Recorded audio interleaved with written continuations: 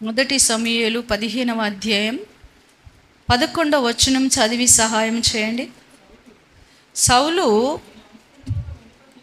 నన్ను అనుసరింపక వెనుక తీసి నా ఆజ్ఞలను గైకొనకపోయెను గనుక అతనిని రాజుగా నిర్ణయించినందుకు నేను పశ్చాత్తాపపడుచున్నాను. అందుకు సమూయేలు కోపావేశుడై రాత్రి అంతా యెహోవాకు మొర్రపెట్టుచుండెను. దేవుని నామానికి స్తోత్రాలు. హల్లెలూయా, హల్లెలూయా. చూడండి, సౌలు అసలు తన గాడిదలు పోయినాయని గాడిదలను వెతుక్కోవడానికి వెళ్తున్నాడు. ఎక్కడికి వెళ్తుండు? గాడిదలు తప్పిపోయినాయి, ఆ తప్పిపోయిన గాడిదలను వెతకడానికి వెళ్తున్నాడు. వెళుతున్నప్పుడు మరి ఇజ్రాయేలీలు దేవుడే వారికి రాజుగా ఉన్నాడు, వాళ్ళని పరిపాలన చేస్తున్నాడు, వారిని కాపాడుతూ ఉన్నాడు. కానీ అది వారికి తెలియక మమ్మల్ని పరిపాలన చేయడానికి, మమ్మల్ని మరి ఏలడానికి మాకు ఒక రాజు కావాలని ఆ ప్రవక్త దగ్గర వాళ్ళు చాలా అడుగుతూ ఉన్నారు. అప్పుడు ఆ సమూయేలు ప్రవక్త, ఈ సౌలు చూడడానికి చాలా మంచిగా ఉన్నాడు, ఇతడైతే రాజుగా సరిపోతాడు, ఇతడు హైటు పర్సనాలిటీ, ఇతడు బాగున్నాడు, ఇతడు రాజుగా బాగుంటాడని చెప్పి తప్పిపోయిన గాడిదలను వెతుక్కోవడానికి వెళ్ళినటువంటి ఈ సౌలును సమూయేలు ప్రవక్త అభిషేకం చేసి ఇజ్రాయేలీల మీద రాజుగా నియమించి ఉన్నాడు.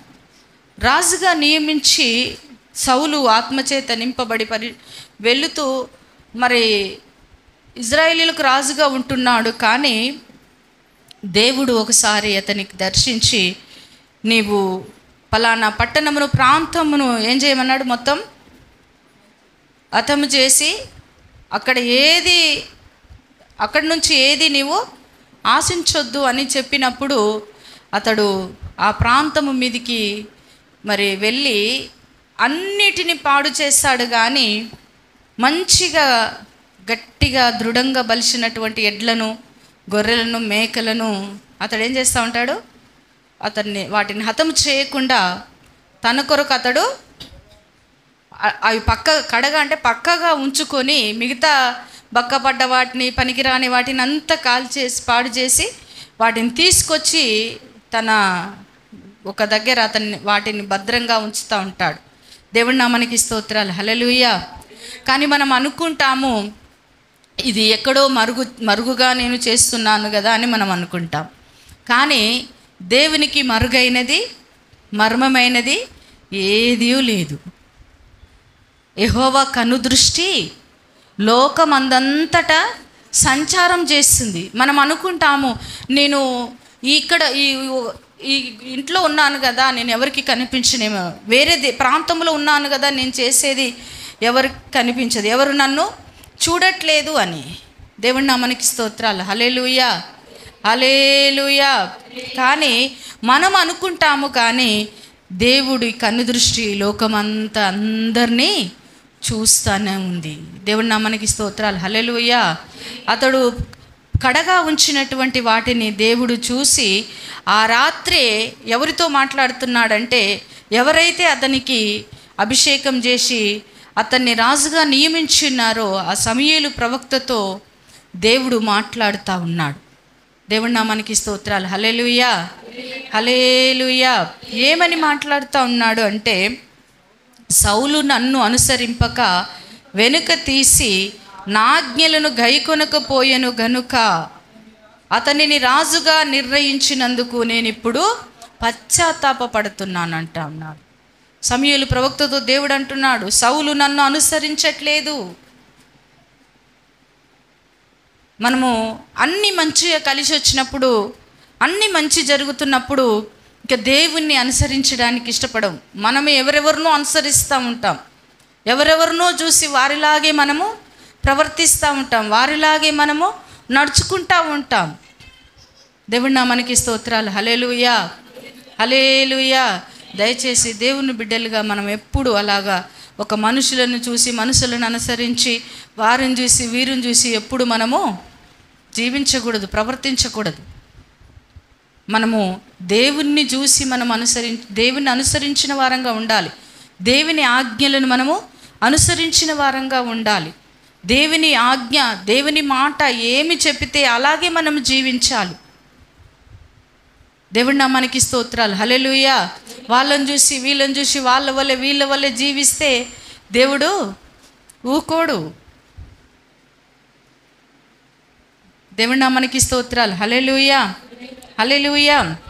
అందుకే అంటుండు, సౌలు నన్ను అనుసరింపక వెనుక తీసి నీ ఆజ్ఞలను గైకొనకపోయాను గనుక అతన్ని రాజుగా నిర్ణయించినందుకు. అంటే దేవుని ఆజ్ఞలను మనం ఎప్పుడైతే వినకుండా, గైకొనక అంటే వినక, ఆ ప్రకారము మనము జీవించకుండా ఉంటామో, దేవుడు మనకి ఏదైనా మేలు చేస్తే, దేవుడు ఏదైనా మనల్ని దీవిస్తే, దేవుడు మనకు ఏదైనా కృప చూపిస్తే, నేను ఎందుకని వీనిని దీవించి ఉన్నాను, ఎందుకని వీనిని ఆశీర్వదించి, ఎందుకని వీరికి నేను ఈ విధంగా కృప చూపించున్నాను, ఇతని ద్వారా నాకు ఎందుకు నా ఆజ్ఞలే గైకొనట్లేదు, నా మాట వినట్లేదు, నన్ను అనుసరించట్లేదు,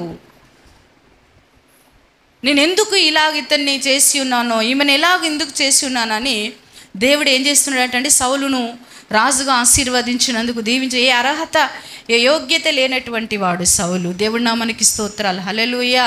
అలాగే మన బ్రతుకులు కూడా అలాంటి పరిస్థితుల్లో దేవుడు మనల్ని దీవించి ఆశీర్వదించినప్పుడు మనము కూడా వారిని చూసి వీరిని చూసి వాళ్ళ వలె వీళ్ళ వలె, పోనీ మనకు కంటికి నచ్చిందల్లా, ఆది కాండములో వాళ్ళు పురుషులు ఎలాగైతే చూసిన వారినల్లా, కంటికి నచ్చిన వారినల్లా, ఇష్టం వచ్చిన వారిని పెళ్లి చేసుకున్నారు, అలాగున కూడండి మనకు నచ్చినవి, ఇచ్చినవి, మెచ్చినవి మనము చేయకూడదు. దేవుని బిడ్డలుగా మనము దేవుని చిత్తమును తెలుసుకొని, దేవుని చిత్తమైతేనే మనం అలాంటివి చేయాలి. దేవుడి నామానికి స్తోత్రాలు. హల్లెలూయా, హల్లెలూయా, హల్లెలూయా. దేవుణ్ణి మనం మాదిరిగా ఉంచుకోవాలి. వాళ్ళని వీళ్ళని కాదు. వీళ్ళు ఇలాగున్నారు కదా, వీళ్ళకేం కావట్లేదు, నేను ఒక్కసారి ఇలా చేస్తే నాకేమవుతుంది. దేవుడి నామానికి స్తోత్రాలు. హల్లెలూయా. అందుకే అంటుండు, సౌలును నేను రాజుగా నిర్ణయించినందుకు నేను పశ్చాత్తాపపడుచున్నానని. మరి సమూయేలు ప్రవక్తతో దేవుడు మాట్లాడినప్పుడు ఆ ప్రవక్తకు చాలా కోపం వేసిందండి. ఏమవుతుంది? చాలా కోపావేశుడై ఆ సౌలు కొరకు రాత్రంతా ఏం చేస్తుండు తెలుసా? ఏం చేస్తుండు? దేవునికి మొర్ర పెడతా ఉన్నాడు. ఇక్కడ దేవునికి బాధ కలుగుతుంది, ఇక్కడ సేవకునికి, ఒక ప్రవక్తకు కూడా సౌలు చేసిన దానిని బట్టి, సౌలు దేవుని ఆజ్ఞను గైకొనుట పోవడాన్ని బట్టి, దేవుని మాటను వినకపోవడాన్ని బట్టి, దేవుని ఆజ్ఞలను అనుసరించకపోవడాన్ని బట్టి సమూయేలు ప్రవక్తకు కూడా సౌలు మీద చాలా కోపావేశంతో ప్రార్థన చేస్తూ ఉన్నాడు. దేవుడి నామానికి స్తోత్రాలు. హల్లెలూయా, హల్లెలూయా, హల్లెలూయా. కాబట్టి మనము ఆ విధంగా మనం ఉండకూడదు. దేవుడు మన గురించి బాధపడే విధంగా, దేవుడు నొచ్చుకునే విధంగా, దేవుడు దుఃఖపడే విధంగా మనము ఉండకూడదు. దేవుడి నామానికి స్తోత్రాలు. హల్లెలూయా, హల్లెలూయా, హల్లెలూయా. అందుకే దేవుని వాక్యం సెలవిస్తుంది, భూమి మీద నరులను దేవుడు సృష్టించినందుకు దేవుడు ఏం చేస్తున్నాడటండి? సంతాపము నొందుతున్నాడంట. సంతాపము నొందుతున్నాడు. ఎంతో భయంకరంగా జీవిస్తున్నారు ప్రజలు. వాయు వరస లేదు, వయసుతో తారతమ్యాలు లేవు, ఇంత వయసు అని లేదు, వరుసలు లేదు. దేవుడి నామానికి స్తోత్రాలు. హల్లెలూయా. పెద్దలను గౌరవించేది లేదు, మర్యాద లేదు.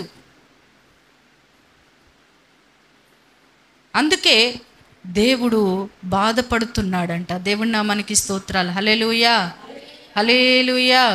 దేవుని బిడ్డలు అన్న తేడా కూడా లేదు. ఇప్పుడు అందరూ సమానంగానే ఉన్నారు. దేవుని నమ్ముకున్న వాళ్ళు అలాగే ఉన్నారు. దేవుని నమ్ముకున్నవారు, దేవుడు మేలు చేసినవాడు, వారి కొరకే దేవుడు బాధపడుతున్నాడు. ఇక్కడ దేవుణ్ణి ఆరాధించేవారే వీరు, దేవుని చేత కృప పొందినటువంటి వారు.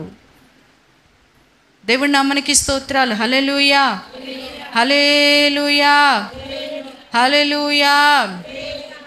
దేవుడు పశ్చాత్తాప పడే విధంగా, దేవుడు సంతాపము నొందే విధంగా మనము ఉండకూడదు.